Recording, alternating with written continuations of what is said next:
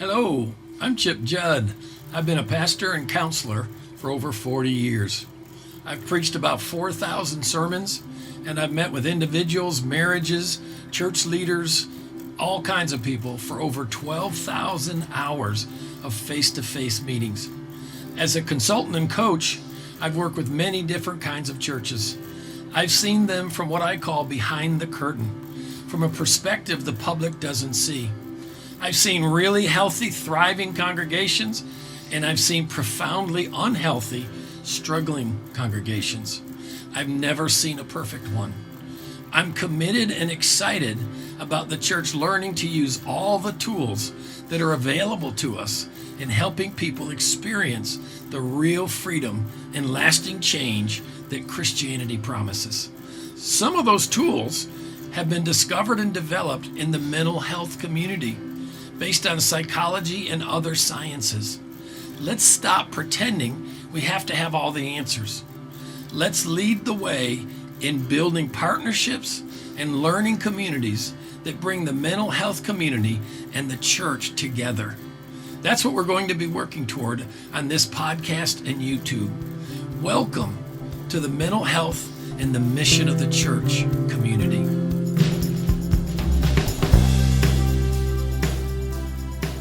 Tomorrow's 8 weeks post-surgery. I would say at 6 weeks, I turned a corner. And the way I would put it is I started to feel more like myself than I have since before surgery. In the last week, maybe this week we'll call it, I would say another like shift. They busted my chest open to put the lungs in there. And so you're on what they call sternal precautions, because they had to, bust your sternum open. And it's held together by staples. And the staples don't ever come out. But they don't want you to mess with your upper body, because they want that reseal. So I've been released from the sternal precautions literally today. And I went to rehab, which is basically cardio one day and strength training another. And did strength training yesterday. Maybe it was yesterday I got released, because we kind of changed my workout radically. And it just felt awesome. It felt awesome to do things I haven't done in 2 to 3 years. I woke up this morning with burning legs, you know what I mean? And I have not felt that in, 3-4 years, because I wasn't What do you able to mean by work out burning hard. legs? Like you just needed to get up and move around? You're excited about the new day? I No, seriously like, don't know. no, No, like you worked out yesterday. I worked out yesterday, and they were, Oh, gotcha. the soreness, and it Gotcha. just felt absolutely wonderful. I mean, Yeah. oh my gosh. Now, when we were together last week, Chip, you told me the next day. Did you get released to drive? Did you get to drive? Yeah, I'm driving. Come Yeah. on. Now, I haven't been anywhere by myself yet, because I really can't go anywhere. Can't go inside. I mean, I can a little bit, but yeah, I'm still dealing with some stuff. The diabetes, some of the medications, basically have made me hopefully temporarily diabetic.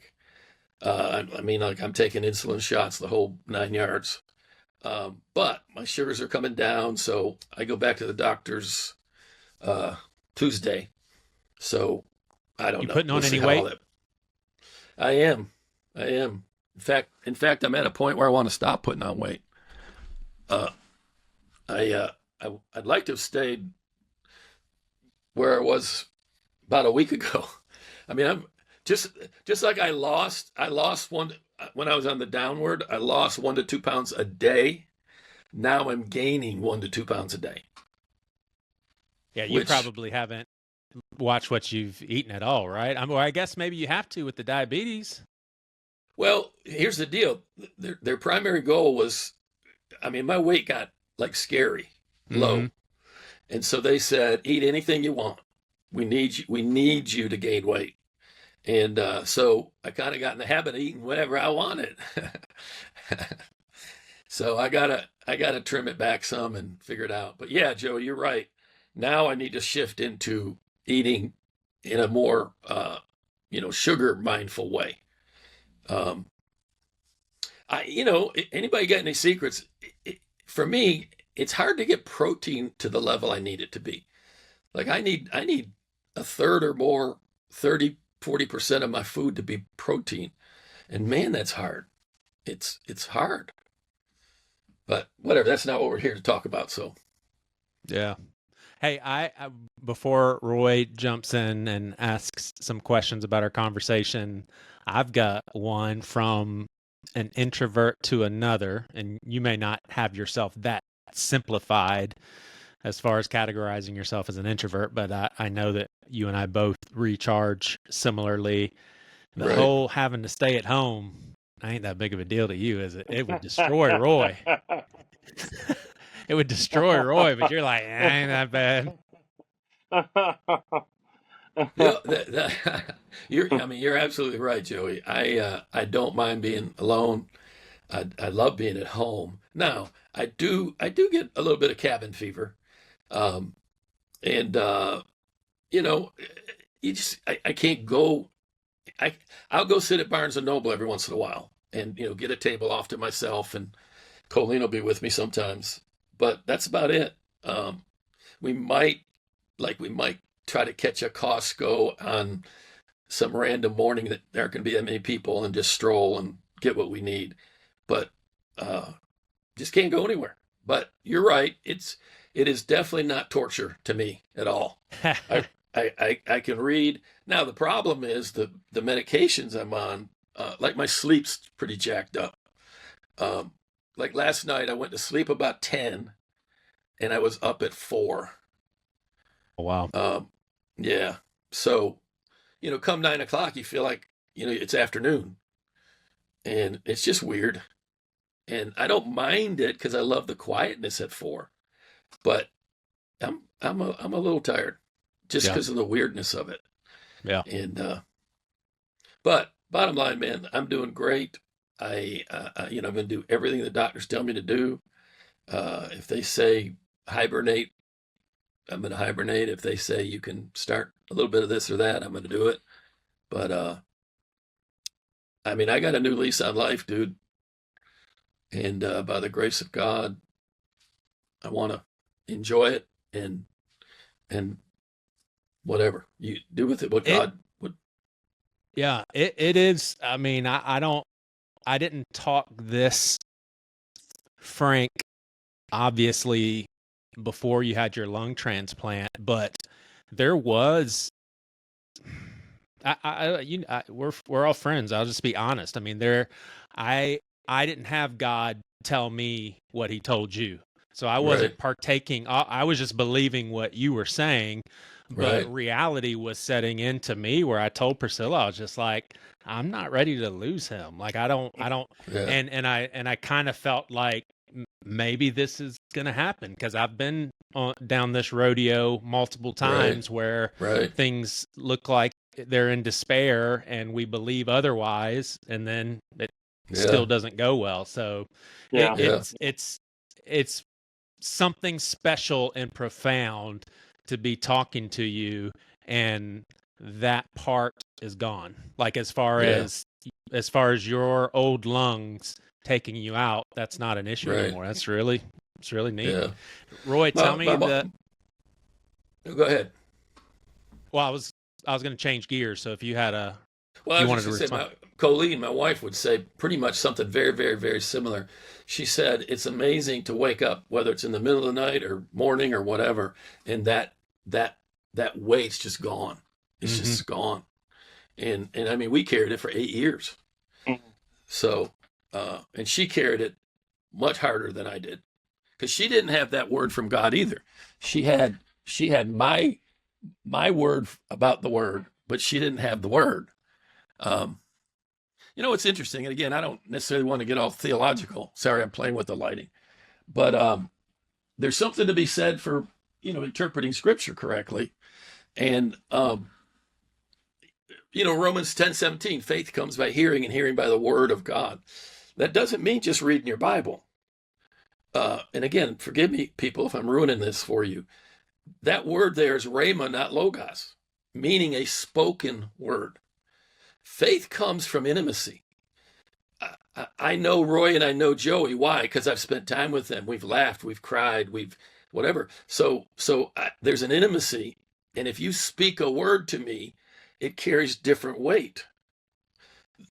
And the thing about it is, faith comes by hearing. In other words, you got to posture yourself to be in a hearing mode, and hearing by the word of God, rhema. And what I watch often is people that, well, the scripture says.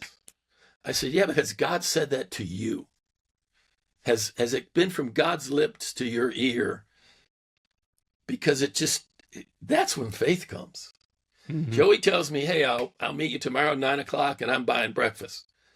Well, that came from Joey's mouth. It wasn't Roy telling me Joey's going to meet you at 9:00. Yeah, you couldn't believe that. He might be setting me up to just make fun of me. But whatever. Don't mean to bust anybody's balloon, but I just had this. I'll be honest with you, Joey. I was weirded out by it. I was weirded out by the peace that I lived in. Would you say it this way, Chip? Would you say it's almost like what I hear you saying is, it's until it becomes personal. Like, it's one thing to read it; it's another thing to hear it. Right. You know, and when the Lord in your intimacy with the Lord, He confirms that in you. Like, it becomes a whole. It's a whole nother level of truth because it's personal now. Yeah. And it was, I like what you said. I can't remember the word you used, but it was like repeated is not the right thing. It almost had like a living presence of its own. Because there were times I was talking to somebody trying to kind of tell them how I'm doing. And when we got to wanting to talk about this particular part of it, I would say, I'm experiencing, the only words I can use are effortless peace. It was like effortless for me to have peace. Now, it was shaken a few times. You know, the liver biopsy shook it pretty good. But yeah, wow. I think there's just more to learn, you know? Yeah. You know, just I listened to y'all's conversation last week or 2 weeks ago, and you and I we had a conversation last week, and I heard a lot of that directly from you. But you know, so I got a couple of questions, kind of leading questions, because you shared a few things with me that I don't think are private or anything. I think it'd be interesting for people to hear you just kind of even just understanding your journey and stuff. One of the things that you told me last week is just the just the sensation, the nerve that they cut in your old lungs, and just can you talk about that? I'm sure people would be fascinated to hear you just talk about what's that experience like for you. Right. Yeah. So if there's any medical people, and I botched this, forgive me, but to my recollection, this is the way it was explained to me. Apparently, there's two nerves. I'm pretty medical. Okay. All right. Well, you correct me if I need it. Slept at a Holiday Inn last night. So apparently there's two nerves that connect to your lungs. Well, to change your lungs, they have to cut the nerves, and nerves don't grow back. So the lungs that I currently have are not connected by nerves to my body, meaning my brain, my nervous system has no direct connection to my lungs. Apparently, it's not that big a deal, because what opens and closes your lungs is your diaphragm. When you pull it, you know, it's kind of like a balloon that you, whatever. So when you get a transplant, your lungs don't know what to do. And you kind of have to relearn how to breathe. Well, what you do is you breathe the way you've been breathing. Well, I've been breathing like this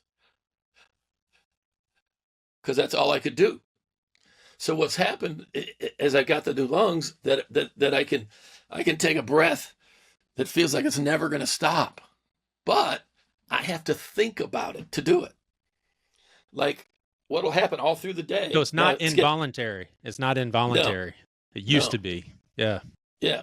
And so now what'll happen is it's diminishing, but what'll happen as I go through the day is I'll feel out of breath.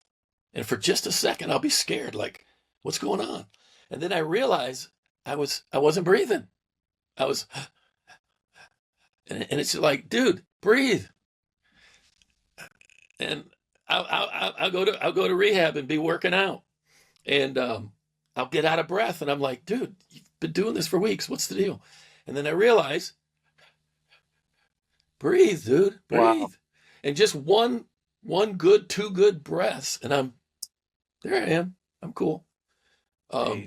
So it's just kind of it's interesting. There's just a lot of interesting, and some of the medications. Oh my gosh, the shaking and all. But the lungs are interesting, and they tell me that it can take up to 6 months for your lungs and body to get synchronized like they were at one time. Now, we'll see, because it's better already, but. Has the shaking gotten better? I know Joey asked that question about the introvertedness and being at home. One of the things I know you love to do is you love to read.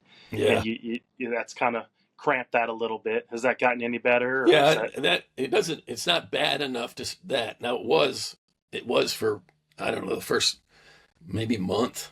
Like now it's like Colleen and I like to put puzzles together. We're here by ourselves, and I'll see a piece that fits, and I can't, and I'll say, Colleen, here, you're gonna have to do that, because I can't manipulate the pieces without. Do y'all laugh about it? Like, do you allow your kids to make fun of you, or is that not a joking matter? Dude, I'm not around my kids any more than I am you.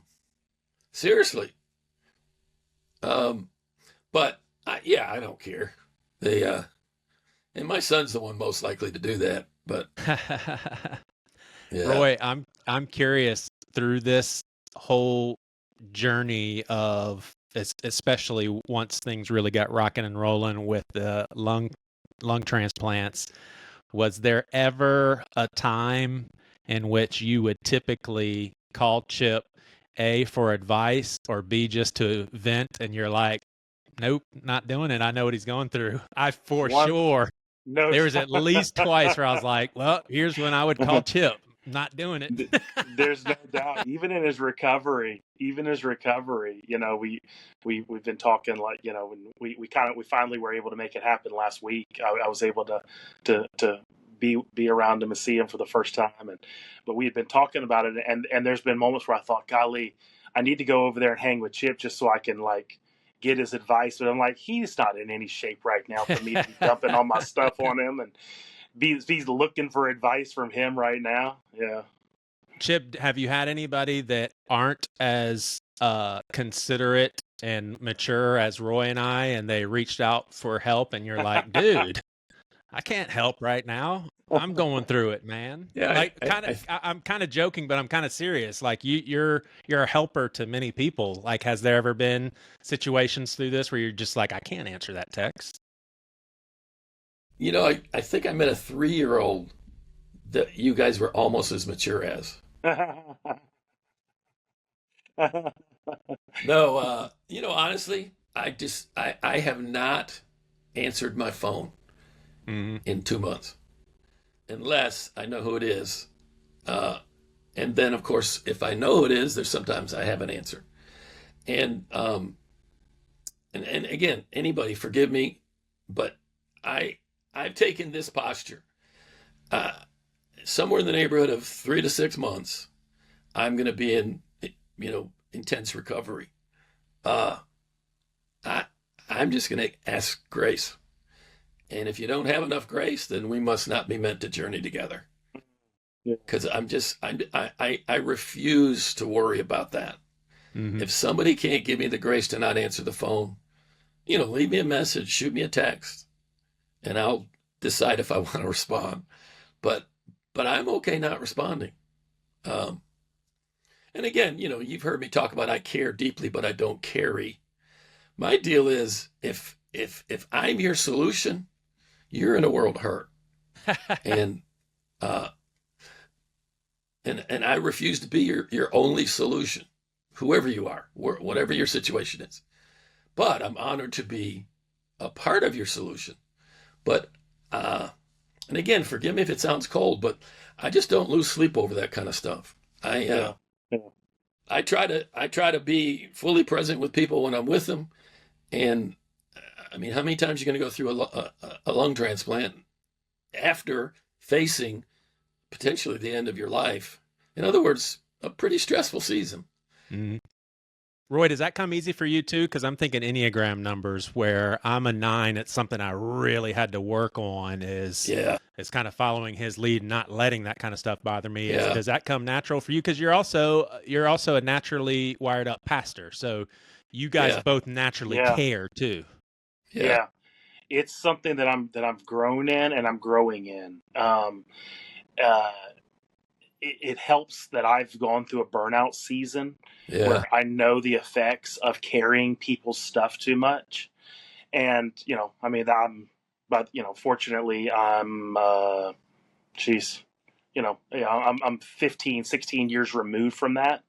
But I remember it like it was yesterday. And I know what it's like to not be able to, and I was talking to somebody just this past week about it, to realize I can't fix everybody's problems.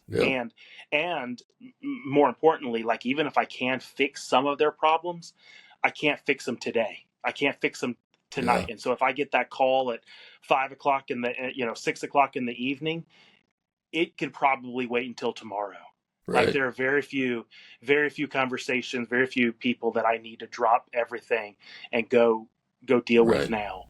Right. And Pastor Greg or somebody, I think, but it's kind of a phrase we use around here, saying is, they didn't get there overnight, and we can't get them out there. We can't get them out of it overnight. Right. And so I've grown tremendously in that. It's a fine line of like, I don't want to ever become numb to people's pain, like I don't care, but I also know that for my own mental health, my own family's health, my marriage, I have to be able to say no, that can wait until tomorrow, or that can wait until next week, or whenever.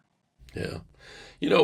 A way that I frame it is, there's very, very, very few true emergencies. Most of what people are calling you about are not emergencies. They're issues they've been dealing with for months, if not years, maybe decades, that have become inflamed or something. And to them, this is an emergency. Well, it's been going on for years. Yeah. And I'm just, I don't dance to that music very well. Yeah. Yeah. One thing that I have really been practicing lately, I feel like the last couple of years has been almost like a rebooting with how I do stuff, how I communicate with people. And I think a big shift is I don't text how other people text. Now, sure, there will be a time where I text Roy, and Roy will text back. There's nobody that would argue with that, Joey. Yeah, you definitely do not text like that. Nobody would argue with that. Well, I probably mean it a little differently than what you guys are thinking. But Roy and I, for sure, there'll be times where he'll text me and I'll text him back, and we'll go back and forth. I also know Roy would not be offended if he texts me and I text him back later, 2 days from now. But there's some people, they would be like, hey, I texted you and you didn't text back.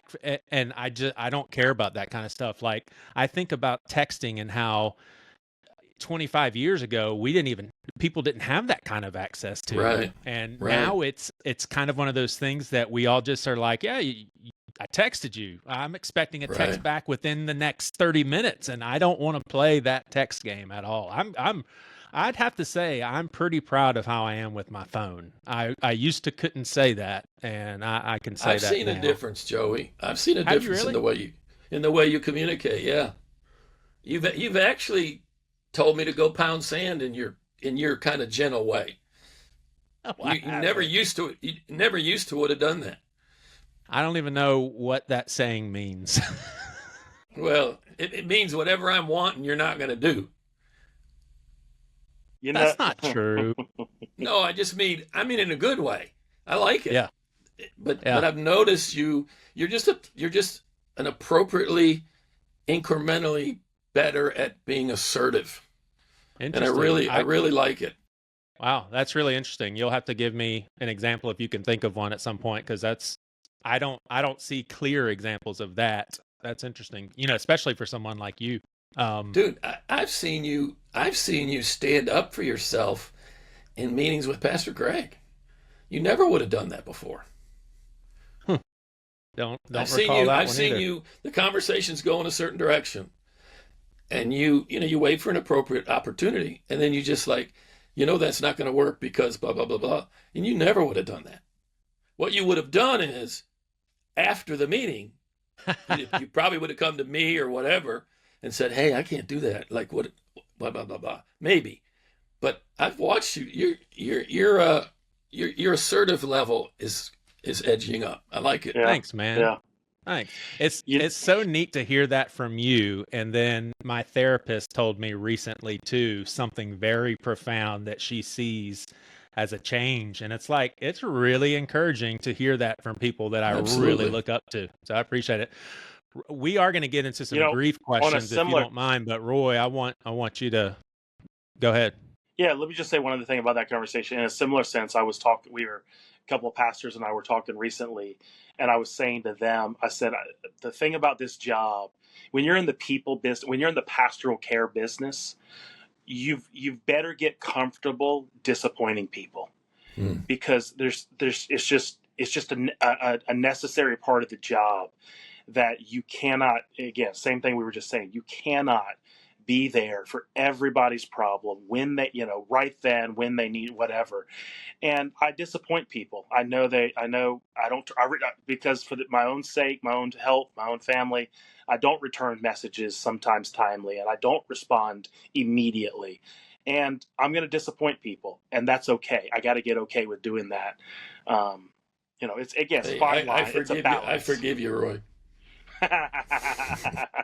Chip has needed a friend to talk to. He's texted you every day. I know this, Roy, and you have not returned those texts. Hey, Chip, changing gears real quick. Hey, one of the things I know you touched on in your last conversation, and I think whatever comfortable you're willing to share additional. I think you've had a chance to talk with the family. Yeah. And anything you want to share from that conversation, or anything you want to update? I wish I had reversed two phone calls. That call, the podcast, and the next day, I FaceTimed with the wife of the gentleman whose lungs I now have. Gracious goodness. His name's PJ, and she said I can share anything I want, and she. The bottom line is PJ was dealing with a mental health crisis. He was a police officer, had been a SWAT officer in Baltimore. Now I'm not going by detailed information, but I'm guessing a SWAT in Baltimore probably has seen some stuff. So the bottom line is he was in a crisis. She knew it.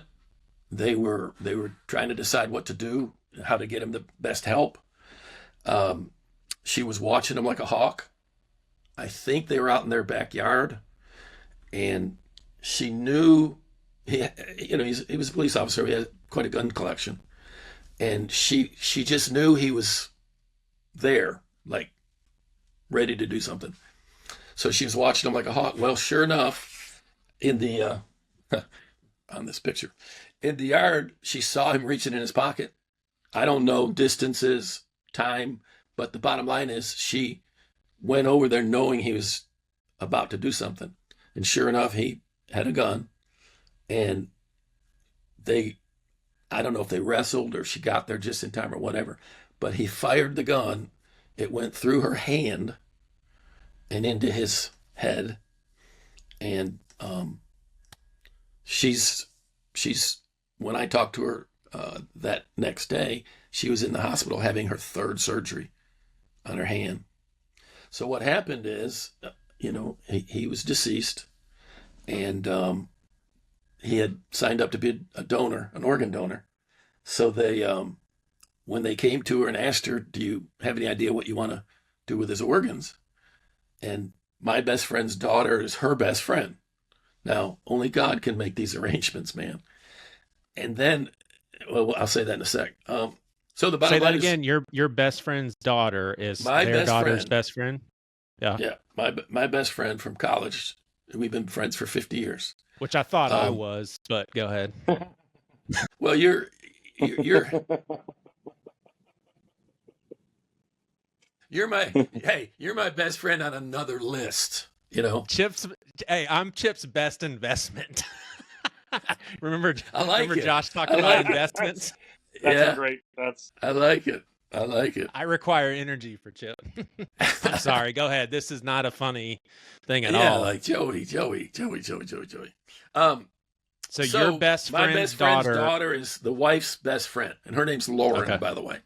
Okay. And Lauren immediately said, Chip Judd for the lungs, because she knew about the situation. And then it was a series of phone calls over the next day or two. And again, there's coolness to that story because it was such a freaky thing. Colleen and I were getting these random phone calls like, "Do you need a pair of lungs?" And we're like, "Who are you?" Now we had met Lauren, back when she was, I don't know, 10, teenager. I don't know, because of the best friend thing. They lived up in Baltimore. My best friend. I hope that didn't sound too crazy. But the bottom line is, we talked. I think she's doing tremendously well. I think she's self-aware. I think she's handling her kids great. I'm trying to remember. She had a great way she worded some things, just great. It wasn't dodging the truth, but it was framing it in a way that a child could handle better. I just thought it was brilliant. And she wants to meet in person. So probably this summer, her and her kids are going to come down to my best friend's house over in IOP, and we're going to probably meet this summer in person. And Lauren, forgive me if I get this wrong, but I think she said something along these lines. I want to be able to introduce my kids to you, and here's the connection I want them to make. This man is alive because of your father.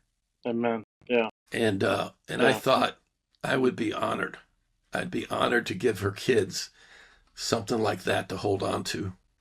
And it's just a story. Like even my lung transplant team, doctors and everybody, they're like, I've never heard anything like this before.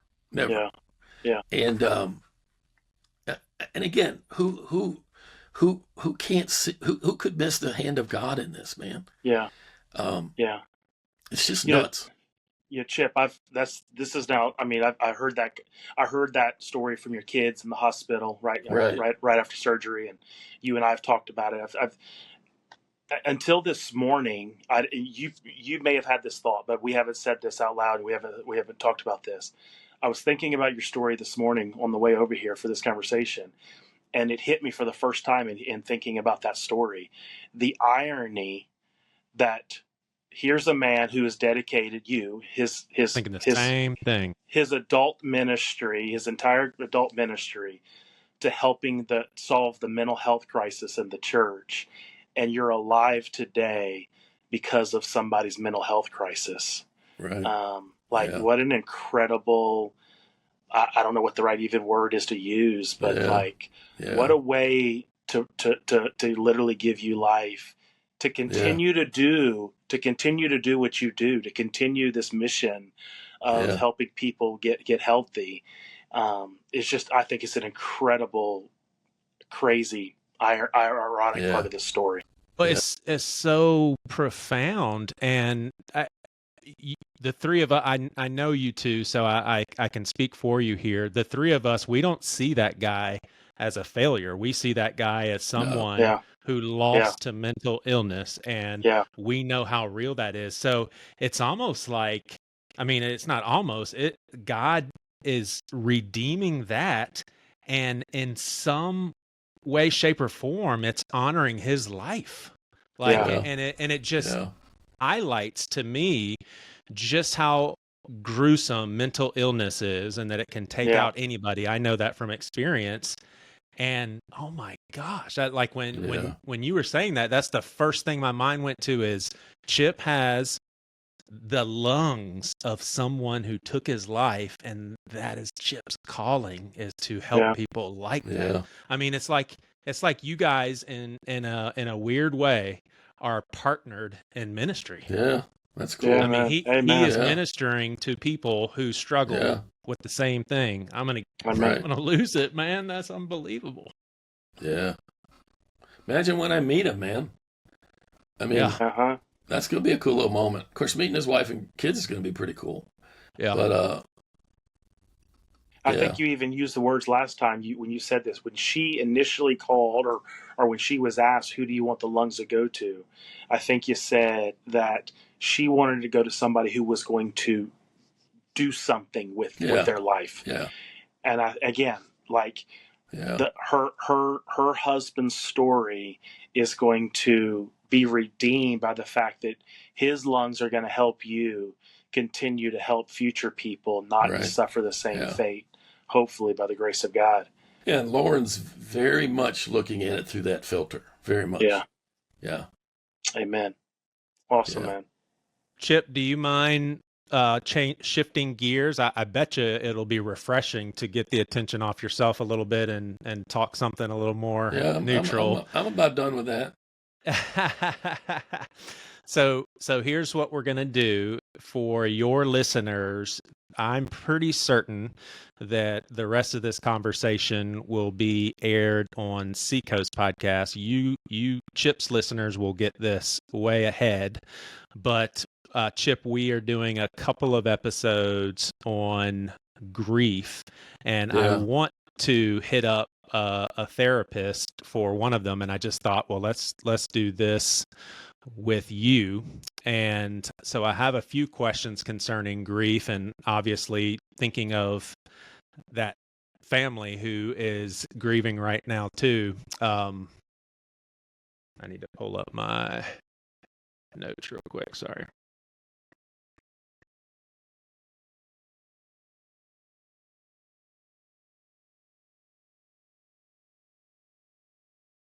So 5 questions that I think we've already recorded the conversations with folks who have gone through grief, and some of the questions that popped in my head that I thought would be good to integrate into these episodes. One being, and I've heard some of this talk from you, Chip, is just how abrasive grief can be, and certain things that potentially people are surprised about when they're going through grief for the first time, or families of that person are going or seeing their family or friends suffering with grief, and they're just like, wow, I didn't know that. What are some things that you just don't know about grief until you've gone through it, like maybe misconceptions?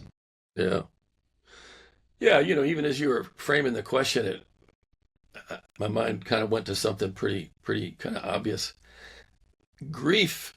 Now we're talking real deal, lost loved one, tragic stuff. We're not talking Yeah. like, Yeah. I didn't. We're I didn't talking get the worst car. case scenario, Yeah, losing I a didn't child, get the car losing a I wanted spouse. or something. Yeah. Right. Well, here's the deal. There's no. I don't care. I don't care what you say. Well, I'm prepared. You cannot prepare for something that you have no conception of. Nothing can compare you for your first bout with certain levels of grief. Now, here's the thing. Again, depending on your relationship to your parents and whatever, losing a parent at 90, way different than losing a child at 13 or a spouse. So, I've already gone through losing my parents. Grief's the ultimate expression of lots of things. It's the ultimate expression of powerlessness. It's the ultimate expression of what do you really believe about life and eternity. And it takes you places that I don't. I'm trying to not sound weird here, but I don't care how much you think you've prepared. It's the most final event you'll ever deal with in your life. And I mean, I can remember, again, never not losing anyone like spouse or kids, but losing friends, parents. And I can remember thoughts like, just that ambush you. You're kind of cruising along fairly well, and then something triggers you, and you think, I'm now this side of heaven. I'm never going to see them again. I'm never going to lay eyes on them. I'm never going to have a hug, a conversation. Grief's a monster, man. Mm-hmm. And I was asking my therapist some questions about grief and she's just one person, but I value her perspective also. And I don't know how literally she meant this from a scientific perspective, but it sounded like science. She said that the first 6 months of grief, regardless of how someone acts or behaves, it's considered normal because of the grief. Like, in other words, how the person responds is one big question mark, and nobody is scratching their heads being like, why are they doing that? Why are they talking that way? Why are they behaving that way? The explanation is they're going through deep grief. Right. I thought that was pretty interesting. I think it's always dangerous to compare. It's always dangerous to read a book on grief and then track yourself. Oh, I'm at stage 3, or I'm here, or I'm there. There's no book is going to describe your journey. Now, general factors, parameters, yeah, but please don't, read a book on 5 stages of grief. And I think I'm in 2, but I'm transitioning. I mean, don't do that.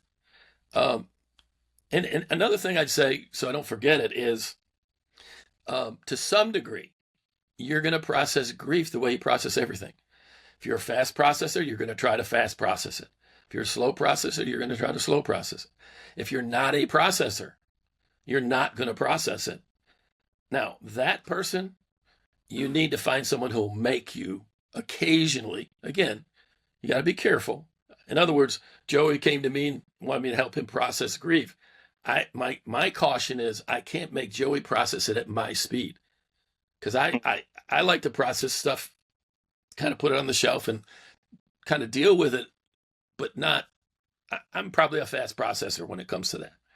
But is there a time, and this is tracking with your thought, is there a time when, as someone who really cares about me, thinks Joey needs to make some movement here? Like, it's been 2 years. Like, is there ever a time that, as someone who does look after me and does care about my mental health, speaks in those terms of, Joey, man, you need to talk to more people, or you need to get out there? Like, is there a time when you're like, this is just unhealthy?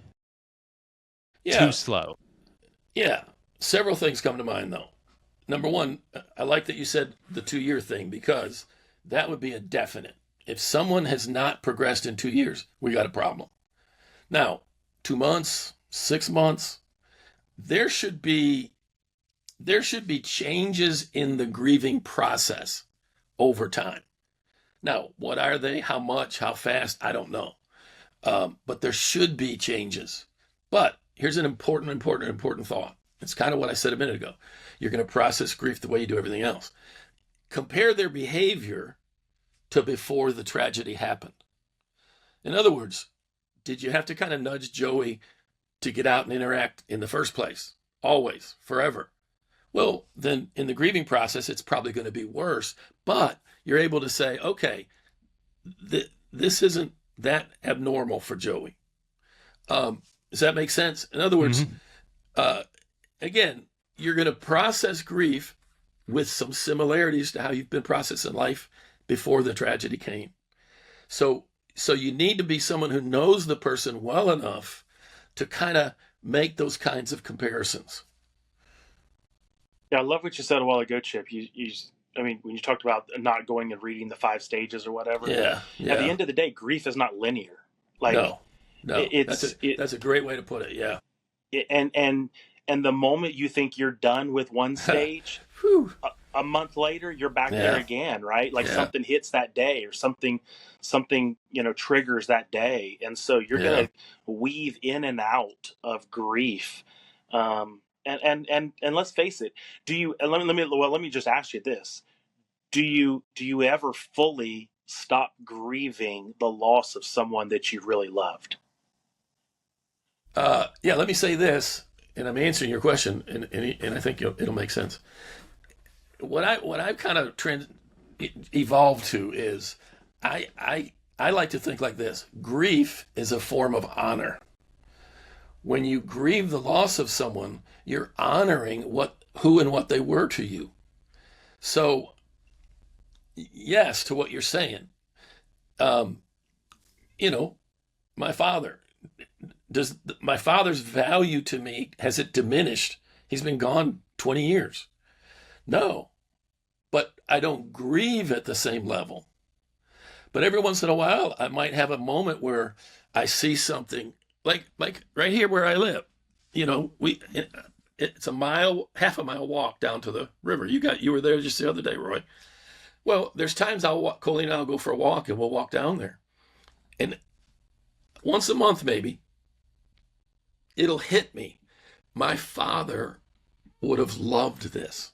Yeah. He would have loved it. Yeah. I mean, I can't even think of the words. My father would have gone pure crazy to know that I was living in a place like this. Because he loved the water. He loved fishing. He loved whatever. So there's every once in a while and all it does is it brings, I wouldn't even call it a sense of loss anymore. Well, I mean, it's a sense of loss that I wish I could share the moment with him. Does that make sense? Absolutely.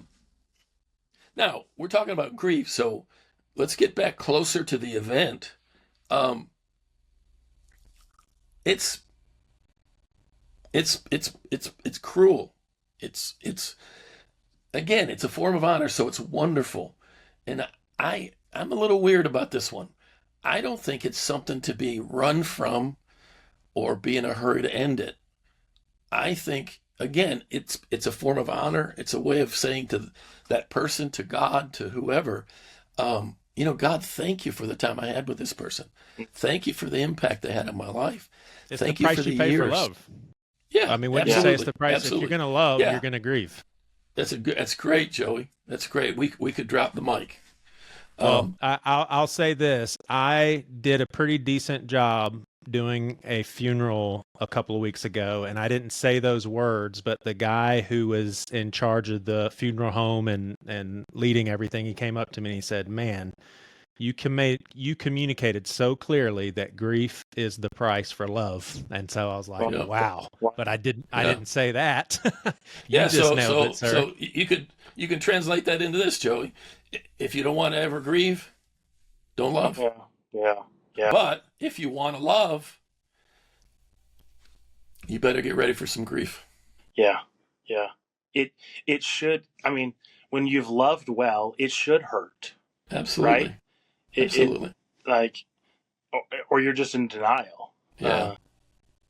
I mean, I read something and it quoted, I'm going to butcher the quote a little bit, but it was something like, good marriages never end well. And what you understand what he means? Yeah, that makes sense. Yep. Yeah. And I said that to Colleen, and she about got depressed because somebody's got to say goodbye to somebody. Mm-hmm. Mm-hmm. Oh, jeez. Well, just now go ahead, Joey. Go ahead. Well, I just had a couple more questions, so go ahead. All right. Yeah. Well, I was just going to say, let's remember that there will be people listening that have lost a child, that have in untimely ways, parent, spouse, sibling. And again, we're talking in kind of a little bit kind of frothy terms. That's probably not the right word, but there's no two ways about it. It's a gut punch, and it elicits, I would almost say, a sub-rational. And sub-rational is irrational. But I use the word sub because it's deeper than rational thinking. I mean, and what we try to do is alleviate the grieving by rational thinking. Does that make sense? We try to figure it out. Like you'll find people that have had an abrupt tragic event, and Christians are probably the worst at this. We want to explain it. Yeah. Well, God this, and probably this, and well, he probably was, and it's like, stop. Just stop. Yeah. Your head cannot touch what you're feeling. Don't try to rationalize your way through it. You're just going to I mean, gosh, I hate to say it, but it's a ride you just you're it's kind of like when I was going into surgery. I think I may have said this. Everybody's excited. Oh, I'm going to get new lungs. You know what I'm thinking? I'm about to get my chest cut open. Mm-hmm. And I'm about to experience some pain. And so I was like, I was in a different place. And afterwards, my kids are all excited. The surgery went great, whatever. And we're in celebration mode. I said, well, I'm not in celebration mode yet. I'm hurting. And so does that make sense? Oh yeah. And yeah. And I don't care how empathic or empathetic you think you are. You cannot connect to what they're feeling. You cannot. Yeah, you can be there. And even if you have experienced grief, Absolutely. because grief is going to be different for every person, because every your relationship was different. Right. Just take your statement. Grief's the cost of love. Your love's different. Your love's different for different people. Your grief's going to be different for different people. So don't play those games like, oh, I know exactly what you're feeling. When somebody says that, I want to poke them in the eye and say, shut up. Yeah. Like I said, I asked my therapist a bunch of questions on grief today, and she pointed out something that I just thought was like, wow, I did not think of that, or I actually didn't know.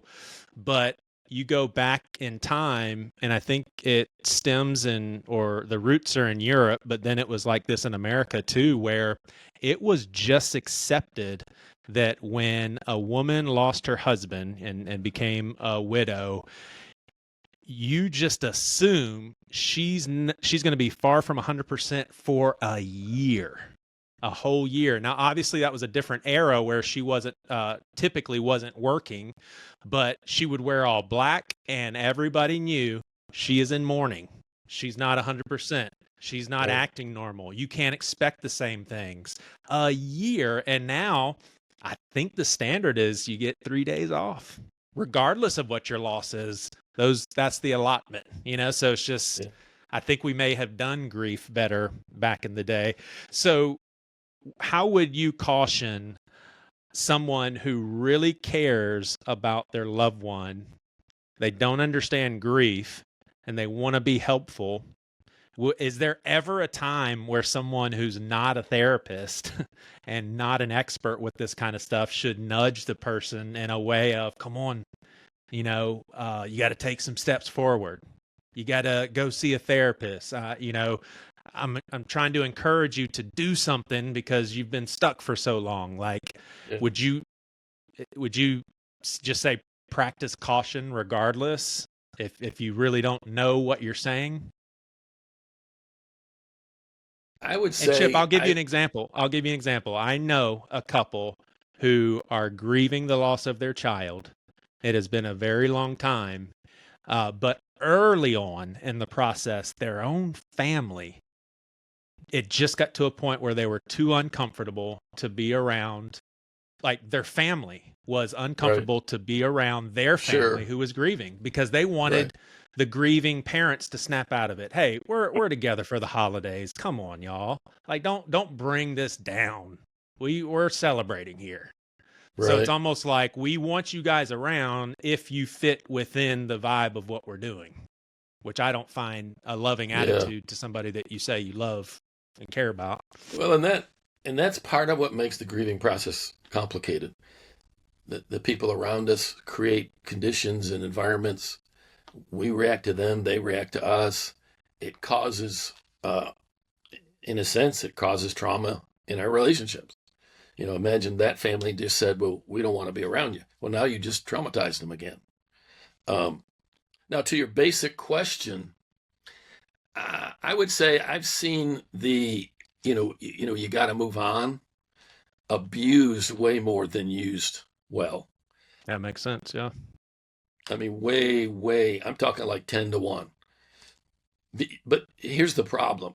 It's rooted in selfishness, not love. I want you to move on so I can have fun with you again, or you're pleasant to be around. In other words, rarely is it being done from a posture of, this is not healthy for you, blah, blah, blah. Number one, you don't know. So how would I answer the question, yes or no? I would say assume it's not right. Again, you got the before and after the event, whatever it is. Like if you know that person and you've got a pretty good history with them, you would be able. Let's just say they tend to let things drag. Well, then you're allowed to kind of have that in the filter as you watch them for month 2, 3, 4, 5. It's always good to try to use questions, because questions make them come up with answers. And it's, hey, how do you feel like your activity level is? Now, they may be sharp enough to know what you're doing, but you're not doing it. You're not in their face saying, get off your butt. They know you're watching them, and you care enough to say, hey, how are you eating? You eating okay? But I guess what's buried in my answer, Joey, is be really, really careful with that. Because 9 times out of 10, it's selfishly motivated. It really is. And you got to be careful with that. Yeah. So what you could do is refer to a professional. I think everybody that experiences significant trauma should see a counselor. I don't mean every week necessarily, maybe, because you just need someone on the outside to tell you you're connecting the dots correctly. Yeah. Because you won't. You'll connect this to this, and it'll make sense to you. Oh yeah, these two are connected. A therapist can help you say, you're really that's not connected. That's connected to this, not that. And there's a lot of growth opportunity buried in grief. Yeah. Not in the first few months. Yeah. Well, my last question. Excuse me, let me finish this thought. A lot of times, Joey, grieving for someone, and don't take this too far, anybody, grieving eventually translates into you discovering the unhealthiness of the relationship. Interesting. Yeah. Which only adds to the grief, right? Most of the time, probably, unless someone like us that talk this way, think this way, can help them see a growth opportunity in it. Because I mean, if I understand what you're saying, if I understood that comment correctly, because I was thinking about this earlier, like the level with which or the way in which people grieve. I mean, there's so many variables, but part of it is the nature of their relationship with the person that they've lost. Absolutely.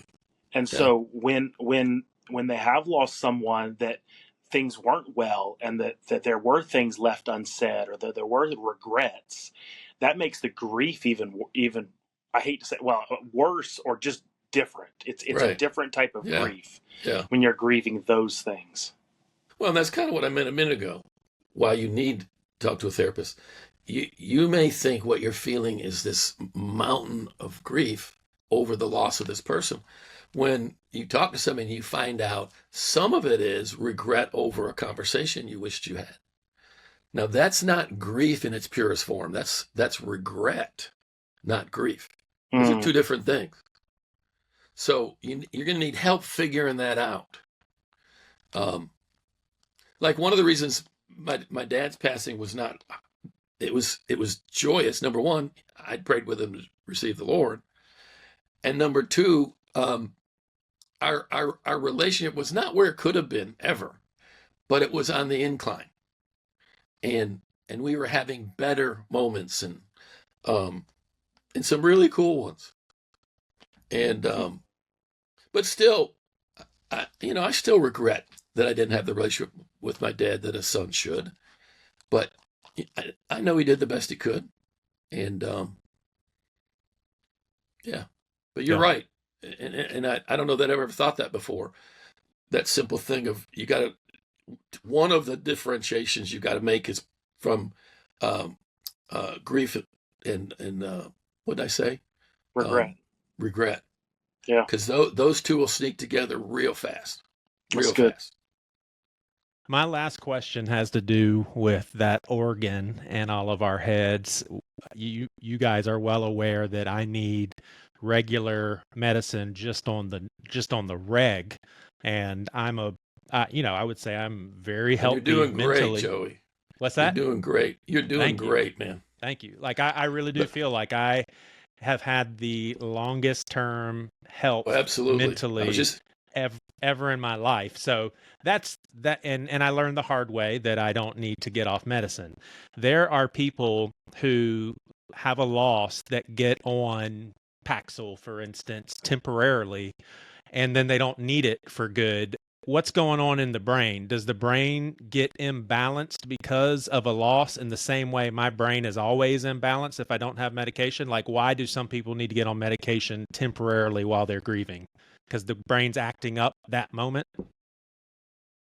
all right, Joe. You ready to get me in trouble? They don't. Let me rephrase what you just said. You said they need to get on medication. No, they choose to get on medication. I did not know that it was as prevalent as it is, and I'm really not happy with it. That when people suffer trauma, doctors throw pills at it. And this is coming from somebody who is all for, again, we know that. Somebody who's all for medicine, all for, Chip would kill me if I got off medicine, put it that Yeah, way. exactly. I'd be done Exactly. with you. I would wash my Exactly. hands. I would go help Priscilla and the kids move out. Or Roy and I would come carry you physically out and throw your clothes out the window. No, here's the deal, man. So interesting. I mean, think about what it is, Joey. You're taking a natural. Look at all we've been saying. Grief's a form of honor. So you're going to shut it off? You're just going to turn it off. Well, I just don't want to feel that. Wow. Well, screw my wife. She's gone, but I don't want to feel bad. Wow. Yeah. I'm sorry, but I do. So how my brain, in quotes, misbehaves. All right, hold on.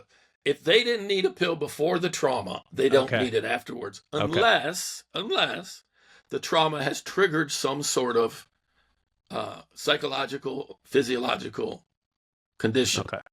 Yeah, that clears it up. Grief as a reason to take psychotropic drugs, I'm sorry, I'm just not on board with that. Mm-hmm.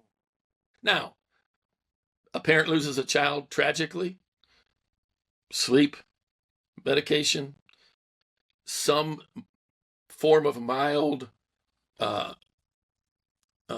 damper, I can live with that, but very, very limited and very, very intentional to just help the person function while we're headed toward clear-headed processing what happened. I remember the first time I encountered this. I'm cruising along counseling this family who had a genuine, horrible car accident, lost the mom. The whole family was in the car. It's horrible, horrible, horrible. We'd worked for months. This is years back. And stupid me, the thought of what we're talking about never occurred to me. So here we are winding up because they're doing so well. And I say, well, blah, blah, blah, I think we're getting to where, you guys are doing pretty well. And one of the kids says, well, it's because of those pills we take. And I said, what? I find out they've been on drugs the whole time. And I'm thinking, we've been trying to help them deal with trauma and the grief that comes with it, and they've never felt any of it. And I just thought, does it numb it that much? See, I just thought it helped you through it. You're talking like it just. What do you think it's doing? All right, just pretend we hadn't even talked. What do you think that drug's doing, Joey? Well, I can be the only thing that I can go off of is my experience. I can be situationally sad on my medication. I can have a sad day. Absolutely. So, and so probably probably for a good reason. Mm-hmm. So it seems like even if you were on medication, if you had that sort of loss, you'd still be sad. I didn't think it would completely numb it. So why are you taking it? To help you survive, help the pain not be So too what bad. is it so what is it doing with the pain? Minimally numbing it.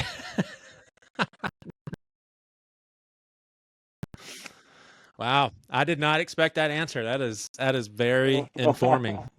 Now, Seriously. don't anybody listen to this and say it's always wrong, blah blah blah. Right. I don't know your circumstances. I don't know. Right. But I let me say it this way. You're saying I it's being believe used too much. I believe it's definitely. I think we, because of where we're at technologically, financially, as a culture, we've just kind of written suffering off. We're not supposed to experience pain, and I think we're cheating ourselves, and we're cheating God, and we're cheating our loved ones, and we're cheating the true development of our soul. Because part of the development of our soul is the enriching that comes from loss. Thanks for tuning in to Mental Health and the Mission of the Church. If you enjoyed today's episode, be sure to hit that subscribe button so you never miss out on future conversations. And if you found value in what you heard, we'd love for you to share it with a friend or on social media. It really helps us grow and reach more people just like you. So until next time, let's continue building better partnerships between the mental health community and the mission of the church. We'll catch you in the next episode, everybody.